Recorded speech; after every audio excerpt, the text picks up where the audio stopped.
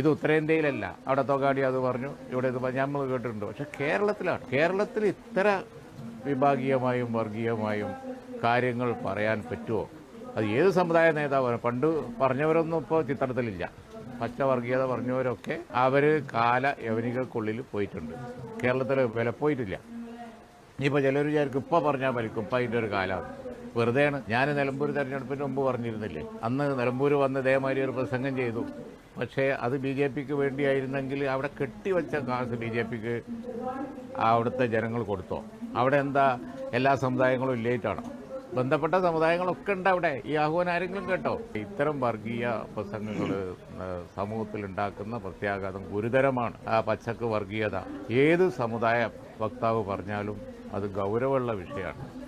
അത് പാടില്ലാത്തതാണ്. അത് സർക്കാർ ഇതിന് മറുപടി പറയേണ്ടത് ഗവൺമെന്റാണ്. അതിപ്പോൾ എനിക്ക് പറയാൻ പറ്റുമോ? ഇത് ഈ സംസ്ഥാനത്തുള്ള രാഷ്ട്രീയ പാർട്ടികൾ ഇതിനെങ്ങനെ നോക്കി നടത്തുന്നു? CPM ഇത് വോട്ട് നഷ്ടപ്പെടും എന്ന പേടിയാണോ? BJPക്ക് ഇതുകൊണ്ട് വോട്ട് കിട്ടും എന്ന പ്രതീക്ഷയാണോ?